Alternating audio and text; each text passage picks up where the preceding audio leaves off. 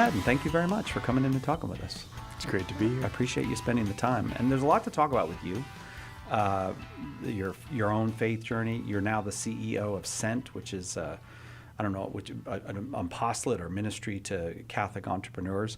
But if you don't mind, I'd like to start with your business, with Red Door Escape Rooms. I think most people know what an escape room is. There will be some of our listeners who won't know what an escape room. So if you could tell us what that is, and then how did you become the guy who locks families in a room together? Yeah, happy to share. So an escape room is an experience where you come with a group of people and you have to figure out puzzles, hints, and clues to escape a room in a set amount of time. Yeah. So you got to work together, and we like to say everything you need to escape is in the room.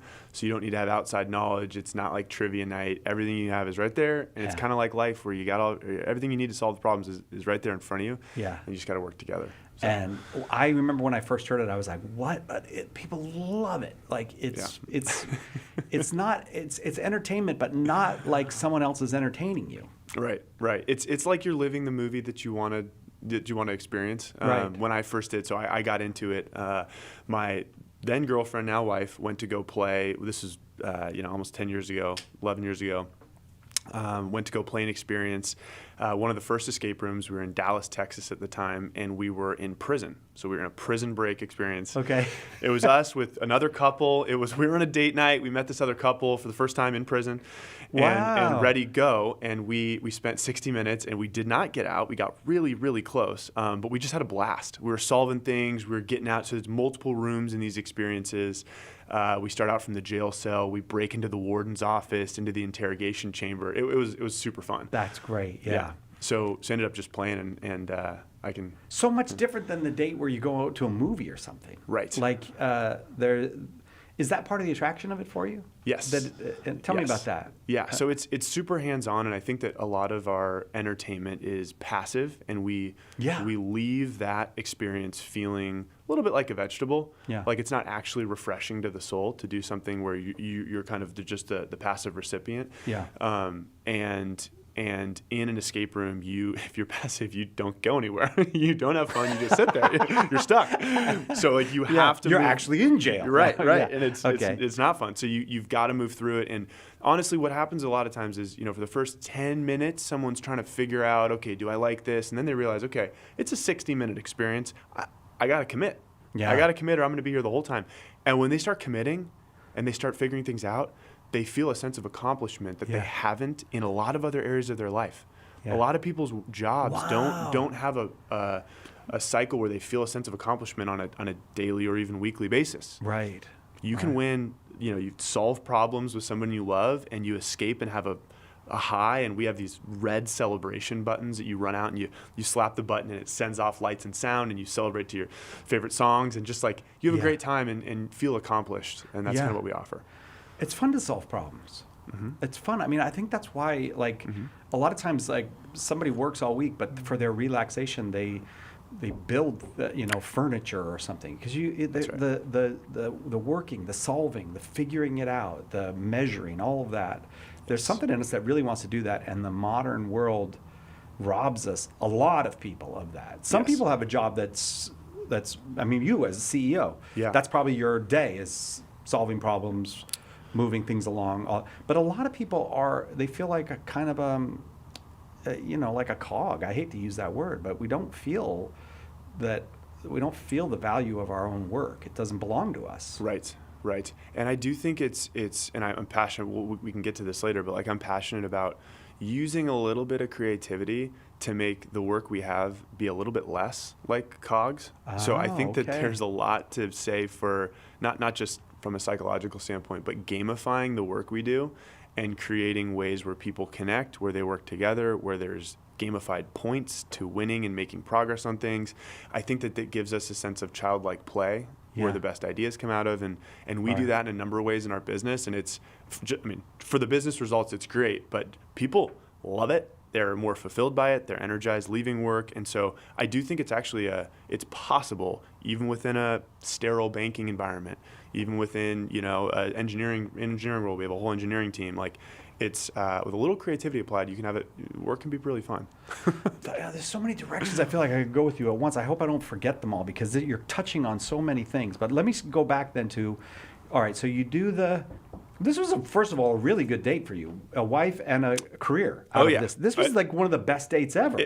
That's right. That's right. So how do you become the guy that runs the business then? What happened? Yeah. So we, so my wife, or my girlfriend and I then, we loved it. I reached out to the owners and asked them if I could franchise. They said no.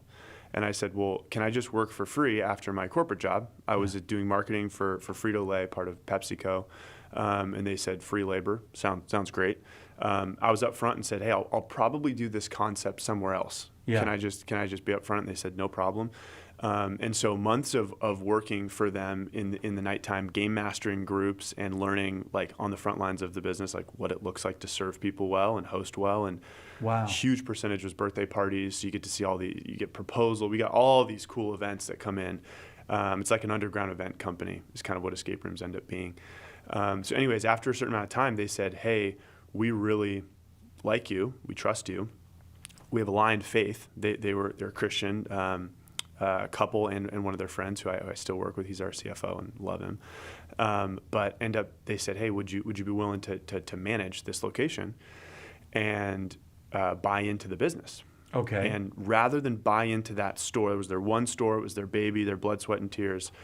I had a vision for growth for the company. So I said, hey, how about we establish a corporate entity that owns the IP, and I won't take the cash flow from the entity you guys have created, but I can grow it and raise capital and do this in more stores.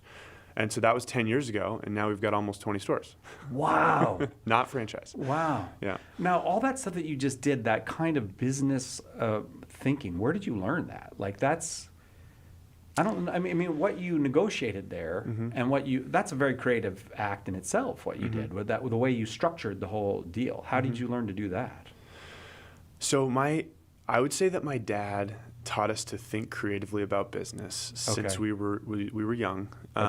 It was he's a marketer by trade. He looks over sales and marketing for a large company now, and so he would always put just creative inspiration into our minds. And growing up, I was pretty entrepreneurial. I played a lot of sports, and I didn't have a lot of time to get a full-time job. But during high school, I wanted money to do things. And so I basically started a summer camp that for not that many hours in the summer paid for all of the extra expenses that I'd have year long, just from starting a camp, having it marketed to friends, family, and doing a really great job with one of my closest friends. So I had that entrepreneurial itch. I saw success from it. I'd been thinking about business ideas and inspired by my dad to do it. Wow. Yeah. Okay. So, and did you go to school to study business? Is that what you studied? I studied economics and psychology. Yeah, Harvard doesn't have a undergraduate business degree per se. It's liberal arts in its kind of original sense, which I've come to actually really appreciate a liberal arts approach. But like leaving college, I didn't have a lot of concrete business skills. I've never taken an accounting course or these things I had to learn, and it was painful. And I'd say it just required a lot of humility to come in and be in charge of something. And I've never really looked at a P&L before. So what's that? Right. A profit and loss statement that breaks down how the business is doing from a financial standpoint. Though that's got to hurt every month. Look at that. Not hurt, but that's got to be like an anxious moment. Okay. Right. And I had the degree or whatever, but it doesn't matter. It's like when you're in there, it's, hey, here's who I am. Here's what I bring. Here's what I don't know. Right. And that I would say that like, I really do think it's the faith that's put that kind of humility front and center for me, and I've seen so much fruit come from it. Right. Why not apply that everywhere, and business included? So where was your faith through all that? Yeah. So now we've got you to you've got this new entity, which you explained. Mm-hmm. That doesn't mean that I understand what you explained, but you explained. Yeah. But So where's your faith in all that? Are you like a cradle Catholic and you just never? Yeah. Yeah. Is that what happened? I'll back up a little bit, and I was super blessed to have a strong faith upbringing in my family. Yeah. My dad was not Catholic when my mom and he got married. He'd since converted to the faith when my youngest brother was confirmed. So for most of my life, he was not, a confirmed Catholic, but he was always supportive and there. But really, it was my mom that brought faith to the family, and she just has a pure-hearted faith. She just like it's a gift. Faith is obviously a gift, but she brought the faith to the family, put us through Catholic school. I was very well formed. St. Michael's of Poway. Right over here. Oh, really? You went to St. Michael Power? What a great school! Loved yeah. it. I could I still have teachers that I remember. Mrs. Gorin just like teaching us the basics of learning and life and being, just good Catholics. I think that. So I was well formed in middle school. Okay. And into high school, went to Cathedral Catholic High School. Was a part of the campus ministry program, and like I would say that period of my life, my faith kind of just was small and then grew. Good momentum until hitting college. Okay. There's shock. That's Oh, really? You went to Harvard and your faith was wild. challenged? Yeah, wild. I'm shocked to hear that. Well, it was. But there are very good Catholics at Harvard. Totally. I make fun of Harvard sometimes, and then Harvard people tell me, "Stop it! There's good Catholics there." Oh, I don't care. You can make fun of Harvard. It's great. All right. It's all good fun. I mean, the short of it is that like. I was not the smartest one in any of the classes. I was probably in the bottom half or the bottom quartile, and realized that I'm also one of the only ones that has faith. So maybe I'm dumb for being Catholic. Really? That was like the intellectual. So the seed was planted. Like, all right, I'm kind of not the smartest one here. Maybe everyone's just got it figured out, and I'm kind of slow to the game. And like, there's, I'm just haven't really like grown up. And then I, in particular, had a really rough class where the teacher basically outwardly opened up the class at the beginning and pre-apologized for the fact that he was basically going to like ruin faith for a lot of us. Really? Evolutionary psychology. So you can imagine psychology, evolution, basically. It wasn't Daniel Dennett, was it? No, he wasn't there at Harvard. He was, I forget where he was. But it was like undermining beauty and goodness and altruism and like going into the psychological and evolutionary reasons why those things are just products of the materialism that like so many people believe. And was it that intellectual challenge to your faith, was it a grave challenge? Yes, it was. Yes, it was. So you were in a crisis. I was in a very, very serious crisis, and I probably would have thrown in the towel if I didn't have the habit of going to mass. And I am a social person. I went up to the priest after, and I was like, "Hey, I think I'm dumb for believing this." Oh, really? Yeah. Okay. Yeah. Father Matt, he's a great Navy chaplain. Just doesn't pull any punches. I said, "I think I'm done." He goes, "Before you throw in the towel, you should read G.K. Chesterton's Orthodoxy."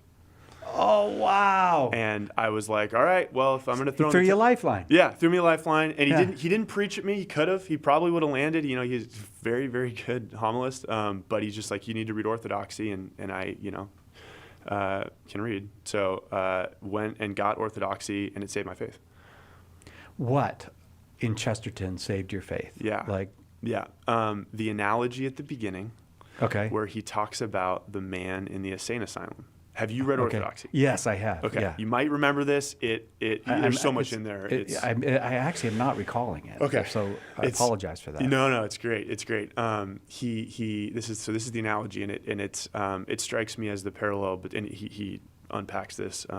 He's kind of hard to read. Chesterton, I find him hard to read too. I'm glad finally a Harvard guy says Chesterton's hard. No, man, he's super hard. I thought it was just us Boston College guys. I didn't know that Harvard people had trouble with it too. It's totally hard. It took me forever to finish it, even though I loved it. I was loving every page, but it took me like a long time to. I ended up reading through. Some stuff you just read past it and then come back to it later. Yeah. Or else I never would have finished. The analogy. So I'm a big analogy guy. I like analogies. The analogy he gives is beautiful.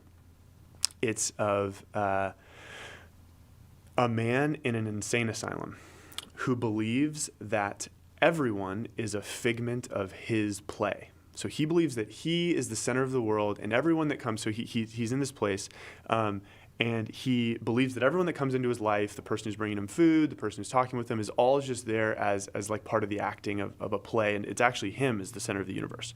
And there's nothing you can tell that person. There's no proof point you can give that person to break them out of that worldview. It's completely plausible. Hey, Yeah, there is. The person comes in. They're trying to explain that they're a real person too. He's just filtering it through the lens of you're just a All play. right. You're just an actor in my play. You, of course, you'd say that. You've been scripted to say that. So he's still the center of the universe. There's nothing you can say to break him out of it. So in his mind, it's plausible. It's fully plausible, and that's in one camp. The other camp is that you are a person. So this person realizes that they actually are one person amongst many, and that everyone has their own experiences, and that he's actually part of a larger play. And the Chesterton analogy is basically like, to that person, both might be possible, but one is more exciting and beautiful. Which one do you want to try first? Oh, wow. So it's like materialism could hold water. Like material, you can't really. There's obviously miracles that would break through, but you talk to someone who's like really hardcore materialist, they're just like, I mean, material wouldn't break through. I mean, a miracle wouldn't break through because there's nothing that can break through a solipsism. That you can't Yes. if the person is committed to it. Yes, exactly right. Exactly right. And so Yeah. his thing was like, I'm trying to present a more beautiful alternative that's worth exploring first. Wonderful. And I was Wonderful. like, I needed Yeah. that permission to not need to disprove everything this professor just did and like go to town with all these people who like are probably objectively just way higher IQs than me, but I can explore something equally as plausible and more beautiful, and that I've since explored it and I've just found it to be true. Isn't it wonderful that what Chesterton did there, and I'm totally baffled that I have no recollection of this, but what he did there was an invitation. That's the primary, the person in the crisis of faith doesn't need just explanations or threats or whatever other. The fundamental strategy is invitation. Make a convincing invitation. Yes. And then it's up to the person to pursue that invitation. That's exactly right. That's exactly right. So from that point, I basically, dove, kept going to mass, but dove more seriously into the intellectual tradition. Wonderful. Started to unravel things and realized that I wasn't dumb for being Catholic. Right. Maybe less intelligent than most people in the room, but it took me on the path of loving the intellectual tradition of the Catholic Church, and then since then deepening my prayer life, and from there is. Okay, so Goodness. what else in the intellectual tradition of the Catholic Church grabbed you? I mean, Chesterton, he's really something, isn't he? He's like, even you think of people like Lewis, C.S. Lewis, who so many people, really is deeply indebted to Chesterton. Oh, yeah. And all of them are indebted to Cardinal Newman. Yes. I mean, that's really that's where that whole, to me, that's, if you chase it all that English apologetics back to Newman. Yes. But who grabbed you? Did Lewis, for example? Lewis definitely grabbed me. Thomas Aquinas, I've needed to read his stuff kind of for dummies. I wasn't going into the Summa and like diving in right away. But I also found that, so I started to take classes. This is the benefit of a liberal arts education. I started to take classes in philosophy. And it's a way of thinking that is different and so much different than maybe an engineering or a mathematical. It's like it's a higher order level of thought.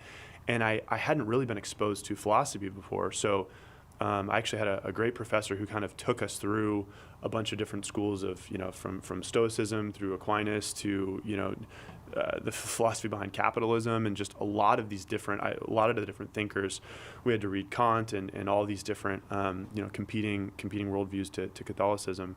And I was able to just get to the point where I could actually process through what people were saying and think philosophically about things. Right. So it wasn't necessarily that I just like read every single thing, Chesterton wrote off the bat. I don't have quite a like Bishop Barron-esque story where you just like go in and just like really start reading everything. But I learned the skill of being able to think philosophically. Yeah. And since then I've just been able to kind of grow in that. It was a really gift. It was a huge gift. I feel like you talked about gamifying work. I feel like, if I may, what Chesterton did for you was gamify education. That there was a thing where there was a challenge. Is it this thing or is it that thing? And you had to go explore. That is, it gave a purpose to your education, Yes. not just an undirected, let me do the Harvard curriculum, but a directed, I am seeking something here in my Yes. education. And I think one of the problems with young people going to college is they're actually not seeking anything. They're not there seeking knowledge or wisdom, understanding. They're there to do whatever the things are that they're supposed to do. Yes. So that they can get the thing they're supposed to get. Totally. And it's a two-edged sword, because in a liberal arts education, which I know the world's kicking and screaming against for, more practical world life, job training skills, but in a liberal arts, it's especially dangerous, because you can end up taking a bunch of classes that you just have to fill the core curriculum.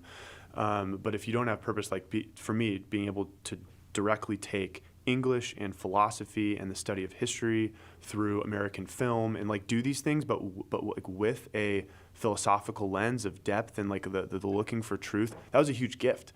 I had the permission to take these randomly disparate. I'll never get that chance again.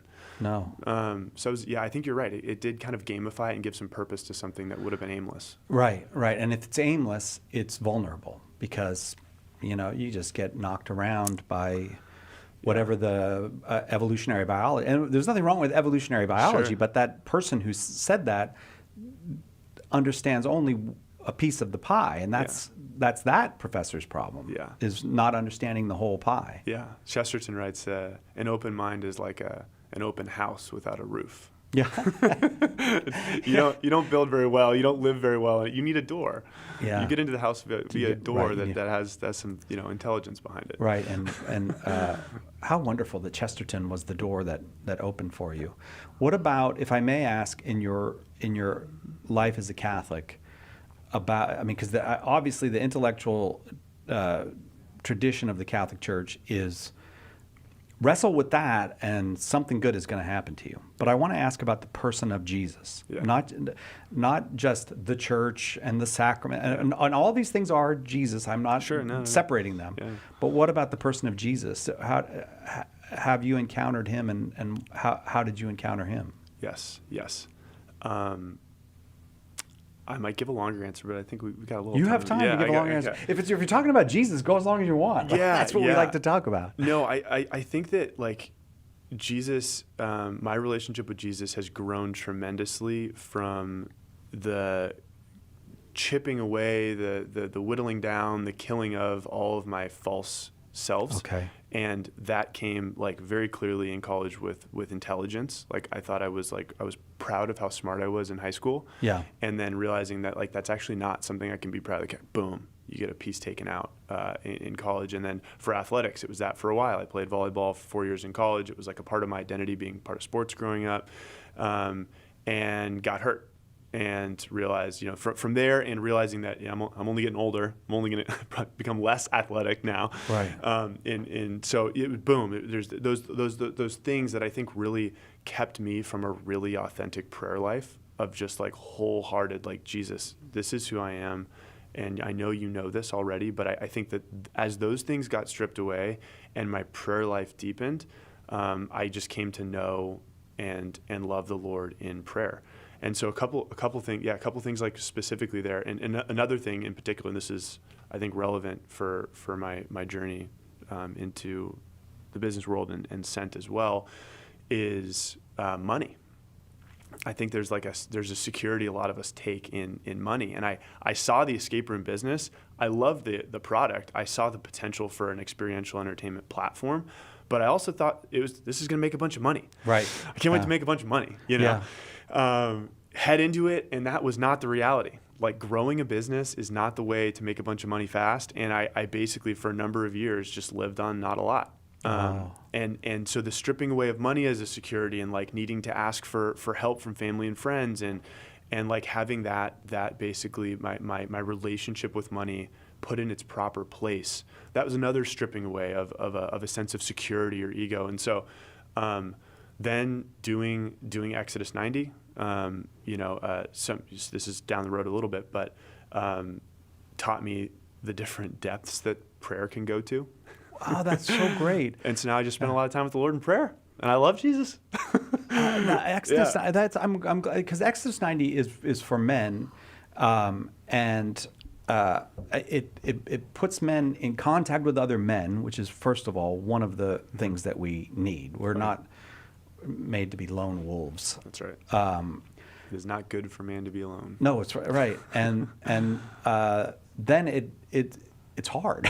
Oh, yeah. Like it's not easy to do. Yeah. Was the fact that it was hard attractive to you, or off-putting, or what? It was definitely attractive. I kind of have a, I'm good at hard things, sort of narrative. My dad Yeah. was super hard worker and still is. And so, but the beauty of the program is that it's not about the white knuckling it. And I think that's what most people see on the surface is like, oh yeah, you're not drinking and you're taking cold showers, you're doing all this stuff. And, but what actually comes through it is like, it's almost like the analogy of the law and the Spirit, where like if you try to adhere to the law for the sake of the law, you miss the whole point. And when you move past that into the Spirit, it's not that you've thrown away asceticism, or it's not that you've thrown away the disciplines of the Old Testament. It's we still stand when we read Scripture, just like in Nehemiah. Yeah. But like it's in the spirit of the law that surpassed it. You go to some place that's deeper and more beautiful, and the spirit of Exodus 90 is to be able to rightly order your life. And so like I think I had so many competing priorities, and then going through and realizing like, God, I can't do all these disciplines. It was a big competition. I was white knuckling it. I'm trying to get the hour of prayer. And then it was just like, you can let go. I wasn't stressing if I missed a discipline. It was coming into fraternity. It was rightly ordered towards the holy hour of prayer, which is like the thing that is like the hardest for most people and kind of gets put on the list, but like is the thing. I just think that's like that's the journey of Exodus that most men who I know have gone through it have come out the other side with, but not entered for. You're like, I want to do the hard thing, but you come out with like, oh wait, I love fraternity and I love prayer. Yeah. And I'm able to do the hard thing. What a wonderful testimony. Yeah. That's a really good, I take a clip of this, who's ever running. Yeah, send it to James. Right. Right. I happen to know that, and it's beautiful because it was really cool at Sent a couple years ago. James Baxter, the founder of Exodus, was talking, and one of his things was like he gives himself slack. Mm-hmm. You wouldn't think, okay, the founder of Exodus 90 could be this like hardcore aggro dude who's like getting all these followers because of how many days he can fast. Right. That's not him. Right. And that's the spirit behind the program is one that calls you to deeper conversion and prayer and just love of Jesus. Okay. So it's like it's hard to come to like my story with Jesus without bringing up Exodus because it's made a big difference for me. Yeah, that's great. It's an extraordinary time we're living in because there are these opportunities for people and it is many lay apostolates are doing it. Like other people might have the same story you had without Chesterton or without Exodus 90 but it would be I met an Opus Dei or Yes. a Miles Christi priest or something. There are these things that are there for the laity now that Yes. I think are bearing fruit. Oh, yeah. And now you want them to bear fruit in the business environment. Oh, yeah. You're a businessman. That's what you do. Yeah. Like I say, Yeah. and in a certain way, this is a very interesting conversation for me because usually who I'm talking to are people who their livelihood is connected actively to the church. Yeah. You know, they're even if they're a journalist or an author, it's church work that they're doing. You're not doing church work. You're doing you're in the business world. Yep. So I want to get into that a little bit. Like, first of all, there must be temptations in the business world. Like when you look at that P&L, which I know what a P&L is, by the way. It's a profit and loss statement. Sure. I wasn't judging you. Oh, yeah. You were judging me, No, Harvard man. No, it's good. It's all when you look at that, there must be temptations Yeah. to not do it the right way sometimes. Mm-hmm. To not treat people, whether it's your vendors or your employees or whatnot, to not treat people the right Yes. way. Yes. So tell me about Catholic faith and business. Yeah. I'd love to. This is something I'm super passionate about. Okay, and I'm good. trying to live well now. So I don't have it figured out. And I think this is the beauty of my role in both of these companies I'm a part of. With Red Door, I get to walk the walk of like, I am leading a company. It's got 400 plus employees now. Like we've got Wow. locations across the country. We have full production team, marketing, everything in-house. And it's a challenge to do our faith is a very high bar. Yeah, And right. And right. our world, our let's call it our capitalistic economic society, is working against it in a lot of ways. Right. It tells you basically that just pursue your own self-interest and just do it kind of ethically, and everything will kind of work out. Right. And it's kind of like our world tells us to just outsource virtue, Yeah. to like let the system be virtuous, like, but really there's no way that we transform culture without actually taking virtue seriously at the individual level. Yeah. And so, yeah, I mean, some of the temptations, like, so our company was founded in a church, Red Door Escape Room, and that's what originally attracted me to the founders. Dan, Esther, and Sang were the three founders. Dan and Esther are married, beautiful family. I love them. And Sang also married now, a beautiful family, and they're founded in a church. And so our company's got biblical roots to it and biblical values. And we think of our values kind of like the walls of the castle. So our values screen what gets in. Okay. And then our behaviors within the castle, our culture, our practices, the way we talk, the things we do is what happens within the castle walls. And that's either like the city of God or the city of man. And so we've kind of taken that very literally. Like, we're on a mission, and you know the city analogy kind of breaks down, but like, we're only here for so long. So we're pilgrims on this journey, and our mission's to deepen relationships between people through creative entertainment. So in a world that's isolated, we bring people together. We think the devil disperses. We bring people together to have a meaningful moment with folks that they probably don't get that many meaningful moments with. Colleagues, even family, a lot of times, coming back for the holidays. Like, the last time you worked on something with your kid? Maybe not since their homework assignment in 7th grade. Or project. I couldn't do the 7th grade. I stopped at about 4th grade trying to help them with homework. But yeah, thank you for that vote of confidence in my intellect. Right. It doesn't happen that often. No, I see what you're saying. Yeah, you don't get there.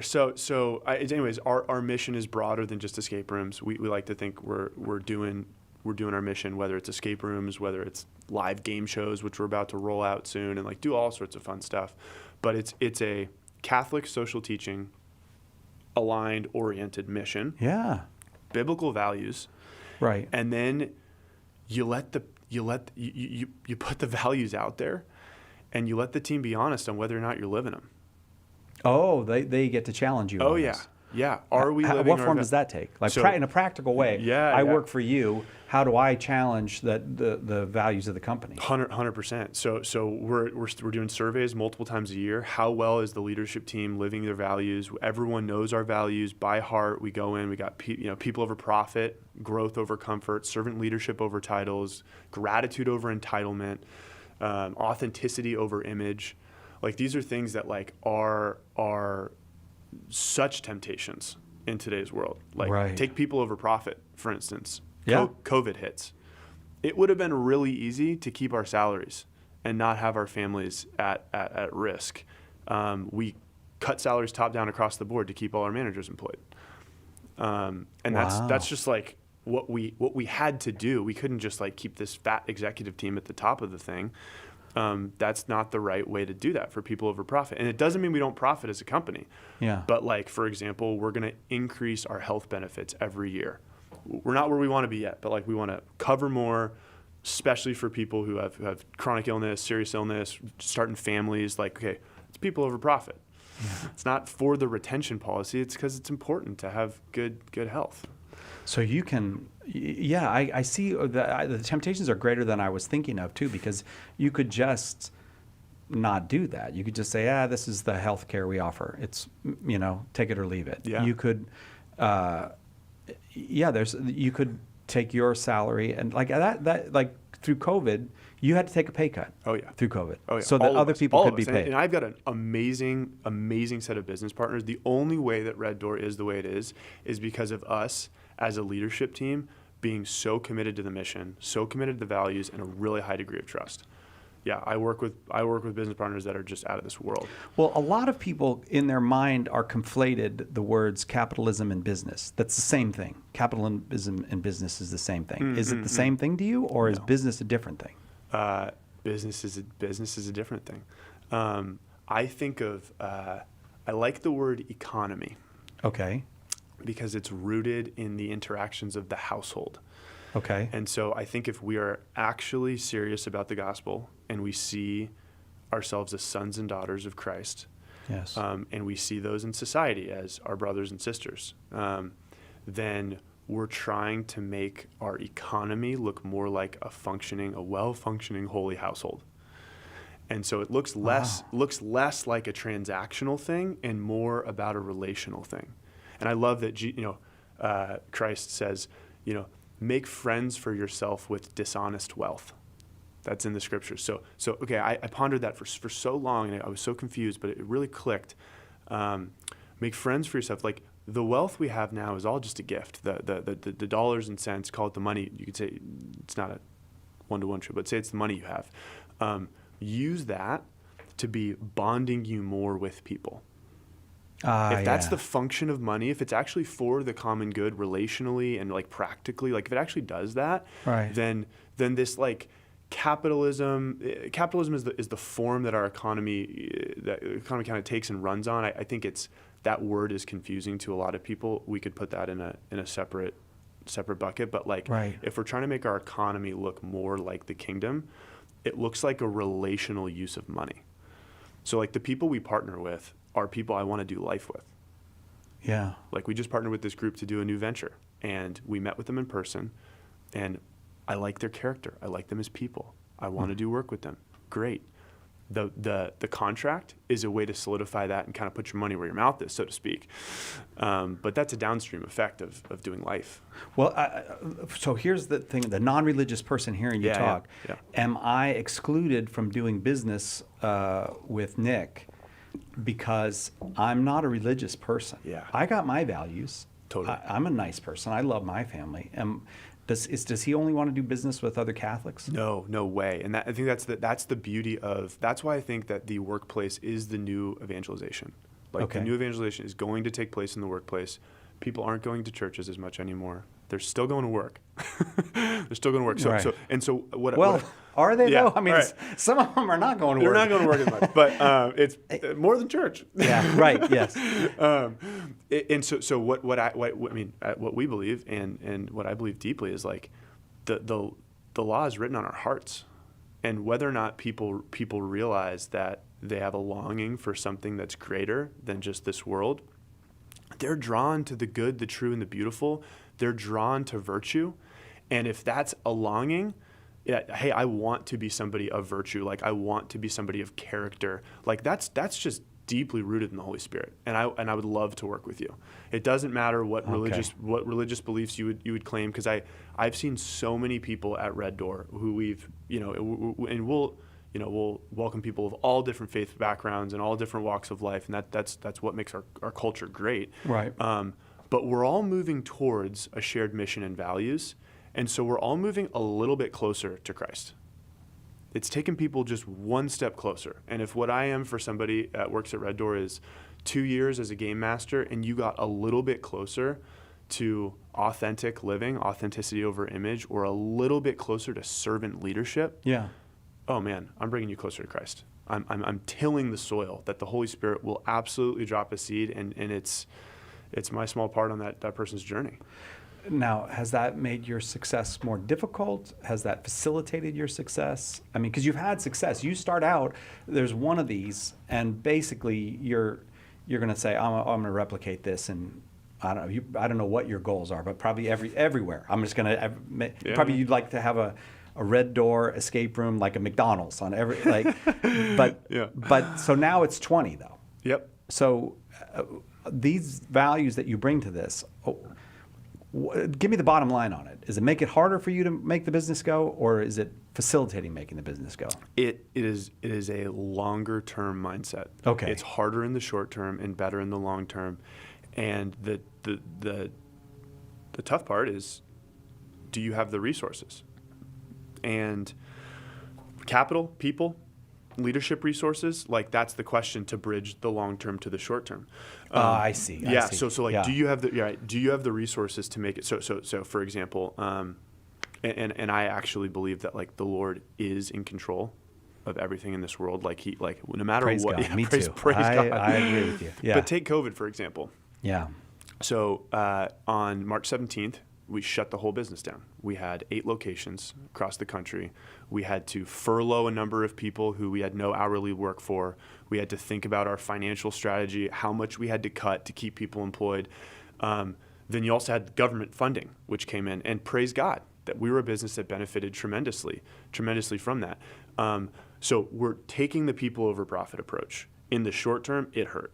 Like it hurt my family. Yeah. And so it had, but what it gained was loyalty into the company. People who saw how we behaved during COVID are still with us. Right. And they're not going anywhere. And we had the bridge of the resources, some of which was government funding. Some of it was government loans that we're still paying back. Right. So there was providence, I believe. Some people could say, fortune or some other thing, but like providence that gave us the resources to make the long-term bet actualize. Mm-hmm.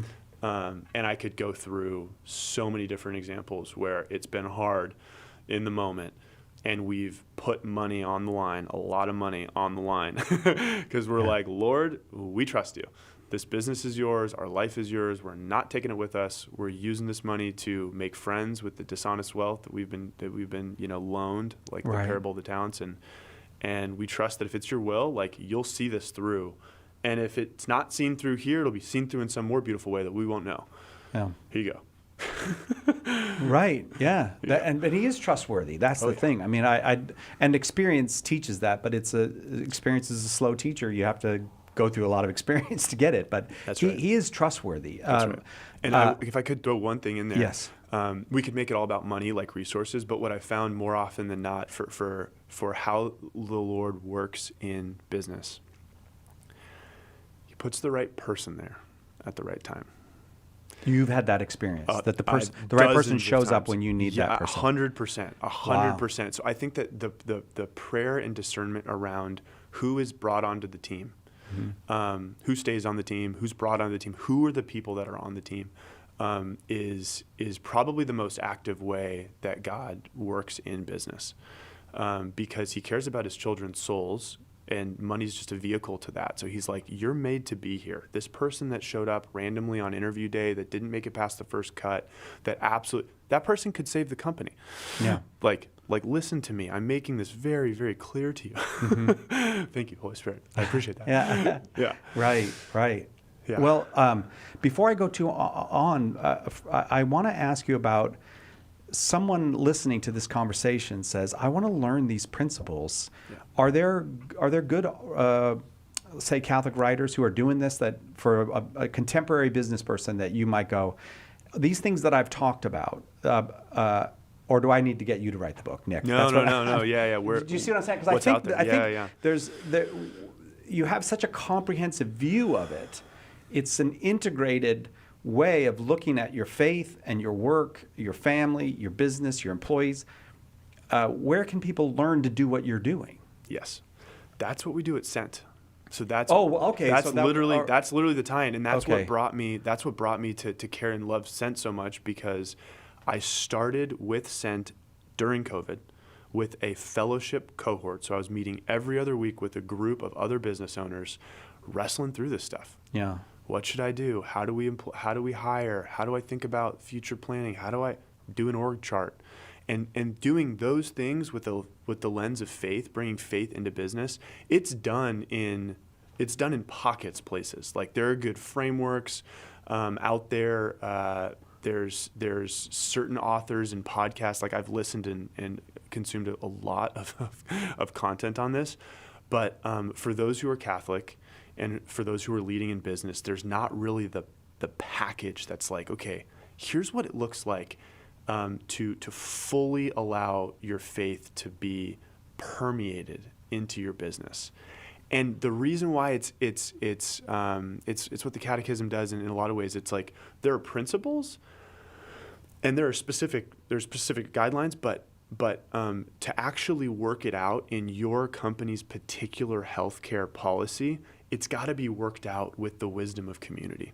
It's not going to be happen. Like, I don't want to write the catechism for Catholics that lead businesses. That's not how it's meant to be done. It's actually meant to be done with beautiful conversation and witness from people who've navigated things. This is something that just back on the faith formation piece for me, because this is like, it's all tied together. I didn't even know, didn't think about this coming up, but after joining Red Door early on, I was in Dallas, still going to Mass every week, but I joined a Protestant community for the community aspect. Okay. So during the week, I was going to this men's group, and it opened my eyes to what community could be that I'd never seen in the Catholic Church before. Wow. Okay. Huge deal. I've since seen it in Exodus. I've since brought it to every community that I've been a part of. I'm since doing it within our company, Red Door. It's literally the playbook of Sent. It's the beauty and goodness that comes from intentional community amongst a group of people pursuing a common good. And so what I think actually happens for faith making it into business is we all do different aspects well.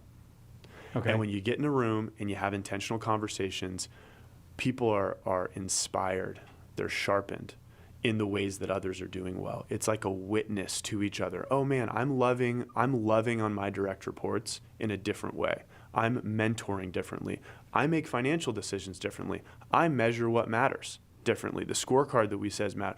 The way that we gamify work and keep it fun. The way that we do PTO and policies is different here. And you get enough people who are intentional about their faith being a part of their work to kind of cross-pollinate within a room. And you take the red pill, like the Matrix. Like, you can't see anything different. You're like, wait a minute, they do PTO like that and it's beautiful, or they do their healthcare assist, or they do, performance reviews and planning like that. How human, how beautiful. It's not the sterile corporate playbook that people are sick of. It's like, oh yeah, that's possible. Oh yeah, I could do that too. I'm gonna copy that. I'm gonna copy that. I'm gonna do that. I'm gonna do that. I'm gonna talk to him about that. So that's basically what we do at Sent is as much of the playbook as we can write, and then as much of the conversation as we can have to make it actually permeate. I think that statement that Jesus makes, where two or more of you are gathered in your midst. I feel like that's so mysterious, but what you're pointing to is part of that mystery. That intentionally gathering to try to do His will and help each other do His will. He shows up there. Oh yeah. I like there's an analogy, if I could just share I think this is funny. You're at the beach, having a good time, and some random stranger comes running out of the water yelling "shark." You probably look at him. You may be like, and they're the only one yelling "shark." You might be like, all right, maybe there's a shark. You kind of maybe look. You might go in the water. If your brother comes running from the water, yelling "shark," there is no way you're getting in the water. Right. And so it matters. You can hear the same message from somebody, but if you know them, if you're in a conversation, if you're in a community with them, it lands differently. Yeah. If I'm like, that's how you do business, I know you, I know that you do it differently, I can't unhear that. Right. Forever changed. It's forever changed. Domino's gone. So tell me about Sent then, because now you're the CEO of Red Door Escape Rooms. Yeah. You're growing. This is not like, we're in the. It's not a side gig. Yeah, right. But now you're also the CEO of Sent. Yeah. So tell me about, what is Sent? What does it do? Yeah. I see both of these roles as like so synergistic, because the Red Door flourishes when the vision is clear and the cultures are lived. And really, so Sent is a network. It's really a community for Catholic entrepreneurs who are looking to grow in their business while becoming saints. And there's a lot to that. So within Sent, we've got a bunch of different offerings that we have, a bunch of different product offerings. We put on an annual summit that a lot of people come to. It's been growing year over year. It's honestly, it's electric. It's really fun. And a lot of people have their eyes opened to what's happening in the parallel economy right now. Wow. Super real. We also do these fellowship cohorts that intentionally form people in small groups, men and women. There's single gender, there's co-ed, and executive coaching every other week, moving through our curriculum, discussing business challenges, but with the wisdom of faith. We have a platform that's our essential platform where we're bringing people into these small communities by industry. So legal, marketing, all these people getting together. So we have the whole structure. If I were to say like what we do as just one sentence, we bring Catholic entrepreneurs into community to go deeper in their faith and business. And how many people are participating now? Yeah, we've reached a lot of people through our events, but formal as a membership, we're getting close to 300 members. Okay. And all around the U.S. or all around the world? How do you? Mostly the U.S. We do have a lot of folks some folks who are international. We hope to expand internationally. Honestly, there's people Eastern Europe, Mexico, Argentina who are like really hungry for this, and so I really want to bring those people into communities as well. And I think that there's something. This is a bit of an aside, but we can't go back. We can't rewind the clock to pre-COVID sort of world. Okay. And I think the post-COVID world has become a lot more virtual. Yeah. But I believe the sweet spot is a hybrid where you can have conversations, you can meet virtually, but you're definitely getting together in person to form bonds. There's such a hunger for in-person bonds. So we're rolling out our local chapters across the U.S. right now. There's a huge desire for this. Like we have, folks, we have our mentors who mentorship's a huge part of our strategy and our program of like every Catholic business owner needs a mentor, needs a faith-aligned mentor, someone who's going to give you wisdom. I've built a company before. I've done this challenge before. I love Jesus. Let me help you.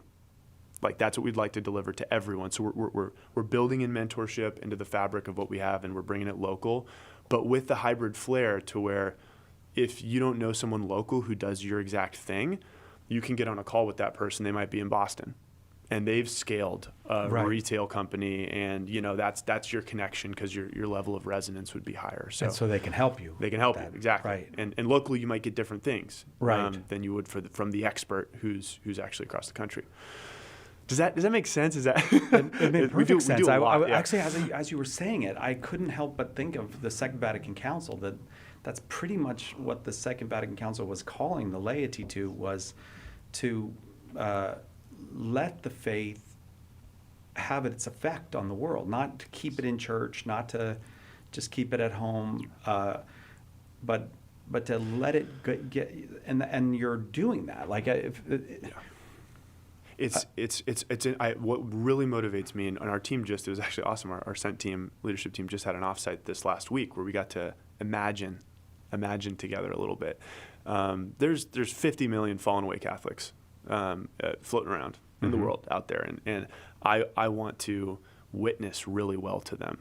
Anyone who's experienced Catholicism, maybe in a fractured sense or not in a true way in the family or whatever it may be, and I think about what would the world look like if all of the industries that we know that we have to operate in, banking, engineering, tech, were run by Catholics who were super serious about bringing Jesus into their everyday decisions. Yeah. What would that actually look like? What would a Catholic bank look like? How would banking be different? Would there be a Jubilee forgiveness for people who really needed it? Like there's like. Oh, I want to join that bank. Right, you'd want to join them. I would bank with them tomorrow. If there's someone out there who's like thinking about a Catholic bank that wants to do banking differently, and you could apply that to tech and engineering and supply chain and grocery stores, and it's being done. We see it with Hallow. We see it in these different Christian land. You see it with Chick-fil-A, doing something different, and doing it with Christ at the center. It's beautiful. It resonates. It makes people say, "Oh my gosh, there's something true here." And if Catholics are in positions of authority and not living it, it's a major threat against the faith also. Like I want to get to the CEO of Pick Your Company who lets it be a private thing he does on Sundays, or is fine keeping a prayer book in the top drawer, but would never put a picture of Jesus on his desk. And let's take the next step. Like what would the next step be like to witness really well? Maybe you're not redesigning all of your HR policies tomorrow, but can we just make the sign of the cross and Yeah. pray before we eat? Even Yeah. if you're with somebody who might be in your mind turned off by that, Right. let's take the next step. And Live it. Yeah. maybe you've got Christ on your table, and you can see Him looking at you like right there at work. Right. Let's make that step. So it's we have these big conversations in the Catholic world that like the integralist integral. I don't know how to say it. Yeah, I'm not gonna. I don't know why it's not coming out right, but I guess the Lord doesn't want me to say it. But do you know what I'm saying about these big theories of how government should work and how, should we have the medieval guilds back or should we have laissez-faire capital? Like these are such like macro conversations. It feels to me more like our contribution as Catholics should be more on this level. Like, I'm not saying macro conversations are bad, but there's something about, incarnation, I guess. Live it out in the actual business world today. Yeah. And see what you get. Totally. I honestly, one of the podcasts and think groups that has been very formative for me has been New Polity out of Steubenville, Ohio. Oh yeah, New Polity. Yeah, they do. Really? Yeah, I think that they're excellent. Aren't they the don't invest in the stock market guys? Yeah. Okay. Yep. I'm surprised to hear this. Yeah. No, it's interesting. And one of their, so I actually love their stuff and would love to, I could debate and talk all the day, and Jacob and team and Mark, but basically. Jacob Imam. Yeah. Okay, I know these guys. He's great. They're wonderful people. They're great people, and they're really challenging the premise, which is so true and so Catholic. Like we can't outsource virtue. We actually have to be. We can't say that the system is going to do what actually needs to be done in our hearts. That's the premise. It's like I'm gonna park it here. And what it does is it requires more work. Yeah. It's harder. We don't like to hear it. We would love to invest into the stock. We could debate that all day long, and not for today, but like let's just be deeply intentional and serious about our own virtue. Like we really want to bring everyone in our lives, including us, to heaven. We want to be there for the eternal banquet forever. Let's be serious about that. So I think that like when I look at, okay, do we have philosophical debates about how the government could be structured, or the closer to home it gets, the more real it gets. Yeah. Because I got to do something about it. And that's why I love entrepreneurs, because we just play by our own rules sometimes. It's like, oh yeah, that's what they say we should do. This is the right thing to do. We're probably going to do that thing. We're a little more risky on the surface. Right. The game is actual risk mitigation in some ways, but like it's very much like we don't. That's why I love serving entrepreneurs, because we can activate and mobilize like no other, like people who lead businesses who have scrapped it through, who realize that like behind banks are just a bunch of people, and like getting loans for millions of dollars is actually highly relational. Yeah. And actually trading companies is highly, highly relational. And you actually see it in the government too. It's highly relational. We think that there's these mechanisms behind. It's actually just people. And they're more or less virtuous. Yeah, right. But this, I feel like there's something healing in what you're doing too. And I want to just throw this out at you and see if this resonates, that there is an alienation, and that big word alienation, I always think of it as it just means the person inwardly feels none of this has anything to do with me. This economy, it doesn't. It's left me behind. It doesn't have anything to do with me. Yes. All these, whatever's going on, and so you have young people who are profoundly alienated, often expressed in anger towards the millionaires and the billionaires, or the organized religions, or the government, or whatnot. But at root, what they need is to be integrated into something where this does have something to do with me. It's not, they no longer have that horrible oppressive feeling, none of this really actually matters, and none of it has anything to do with me, who I really am. I feel like you as a Catholic businessman, this is where I'm trying to get back to you. That young person comes to you looking for a job, they've got a talent. Yeah. They might not just find a job, they might find a place and a people and I'm not saying they're going to convert to the Catholic faith. I'm saying that they're going to be healed of that alienation by being in your workplace. 100%. Is that what you want? Yeah, 100%. You spoke to that incredibly well. I think that's exactly what we offer. I think there's some companies now who actually offer community and purpose, and others that don't.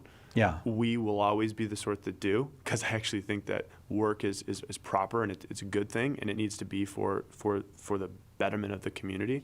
So we actually try to bring a culture that gives meaning and purpose to people's lives who don't have any outside of it.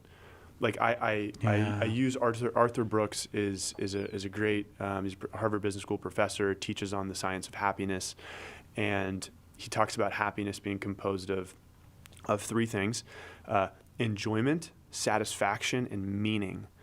And I use this as a framework. So you got enjoyment. It's actually not just hedonistic pleasure. It's doing things that are pleasurable with others plus memory. So you have something that's relational built into what true enjoyment is. Okay. Satisfaction as moving towards a goal, striving to actually achieve a goal. And then meaning is a worldview that makes sense, and a sense that you matter within it. Meaning is dead for a lot of people. A lot of people that join our company, they'll find enjoyment. They do fun things with their friends. They've got the memories, and some of it tends towards the hedonistic pleasure side. And you can have satisfaction, people driving towards goal, but meaning is lacking tremendously. So I think the community piece is critical, integrated into. But then what are we driving towards? Having a mission that's aligned with Catholic social teaching, that's inspiring, it's simple. We're deepening relationships between people through creative entertainment. That's what we're doing at Red Door. And people love that. They get on board with it. Right. Like, I'm here for that. I believe in that more than maybe anything else. And I'm like, well, there's so much more to believe in, but like if that's a belief you have, deepening relationships between people, pretty good. Pretty good start. Pretty darn good. Yeah. Pretty good start. Right. Yeah. To me, I mean, because to be made brothers and sisters is one. We know that the first thing, the step in that is to be saved by the Lord. But the intention is to make us brothers and sisters to one another. So we don't have to do it necessarily in the right explicit order. We have to invite people. Again, it's that invitation, the invitation to see this not as a problem, but as an outdated old thing. Yeah. But as the truth about who you are as a human being. Totally. And it's honestly, so you talk about whether or not it's an advantage or a disadvantage to seriously live the faith in business. On a short term, it literally makes you less money and it's harder. Yeah. But on the long term, I care tremendously about meaningful employment. So I care about people having a true sense of meaning and purpose, and I think that actually is the solution to a lot of the challenges our society faces. Meaningful employment is incredibly, and I believe I've been given a mission and a gift to be able to do this. So we're constantly looking for people to partner with, to employ more people, to give more meaning, to spread our culture, to evangelize in the workplace, and to make those partnerships. We're not looking to take every last dollar and be like, as we negotiate, I'm like, is this moving me towards a relationship? What a wonderful thought. Well, it's fun because I'm like, is this moving my soul into a relationship with someone I'd want to do business with? Awesome. Is this a mutually beneficial thing for our company and theirs? I don't need to get every last dollar on the table. Who cares? It's going to be such a gift. Down the line, we could employ 100,000 people, 200,000 people with meaningful, purposeful employment, with community, with a company that's deeply, authentically Catholic that they might not even ever know. Great. We did our job, Lord. Here you. Like I could lay the crown at the feet of Jesus and feel good about it. It's just wonderful. So somebody is inspired by this. Maybe they are starting a business. Maybe they're running a business. They can just look Sent on the internet and find you. Yeah. Sentventures.com is our website. Sent Ventures. Sent okay. Ventures. We have a really great white paper that our founder, John Cannon, wrote on. So the Sent was birthed out of the example of the saints and how the saints have been entrepreneurial more than we realize, and changed. That's a very good point. Like St. John Bosco today, right? Yeah. I mean, he's founding the Catholic school system. He's bringing something for the poor and the marginalized that didn't have it, and then like leveling up how we think of education. Yeah. Right. So anyways, there's a white paper there that I think like is inspiring and helpful for the practical things that the Entrepreneurial Saints did. And then I would just say, like, get on a call with someone on our team and see if it's a good fit for you. Like, I'd love to invite you to be a part of the community. And, you know, I just am so passionate about what we do. Wow. Wow. I feel like I'm going to invite you back. This is fun. Nick, I can't tell you how much I enjoyed the conversation. I don't understand business, but I just, the way you explain it, as this human endeavor to make a place for people to thrive, and not just thrive money-wise, but to thrive. It makes it very exciting. It sounds like an exciting thing you do. Praise God. I love it. No, I'm so blessed. I'm blessed that we're able to live in this country where we have the safety to do business like we do. It's just like, is that how you feel about it? Like, I think a lot of people, like, we hear a lot about people who won't make a cake, and then do you know what I'm talking about? And then they have you might need to unpack that for me. Oh, yeah. Yeah. There's a lot of people who are feeling pressured to conform to in certain states, like you're here in California. Yep. To conform to government demands that don't fit with their values. Yeah. But you feel like you can live your values in this society. Yes. I also, you do. Okay. I do. We are still in a very free country, even in California, and I have my fair share of issues with a lot of stuff the government has done, but there's no police showing up at my door with a gun saying, you need to absolutely do this. Yeah. Like the Right. consequences, I'm probably a little more of a rule breaker, you might say, in some ways. I'm not like doing anything illegal, but like if there's a recommendation from a government official that's not actually a law, I'm going to think critically about whether or not I'm going to do that thing. Yeah, and I don't see. feel oppressed by that thing. Yeah. So I really do think we're an incredibly gifted. There's the basis of our economy is safety and stability. You can't really think about doing a lot of business and commerce when you're in that first level of Maslow's hierarchy, and it's just food Yeah. and safety. So I think we've been so blessed. I mean, I do escape rooms. That's so many layers far removed from basic goods. Yeah. I garden to bring me a little closer to it. I'm like, all right, I'm making for some you. tomatoes. Like, I got to figure out, teach my You're not kids. making the tomatoes. God's making the That's right, tomatoes. that's Yeah. You're helping, man. That's right. Currently, I have no tomatoes. But no, it's just I do think that is a huge gift that we can be in a place where we can Wonderful. do business. That's how, man. Well, you will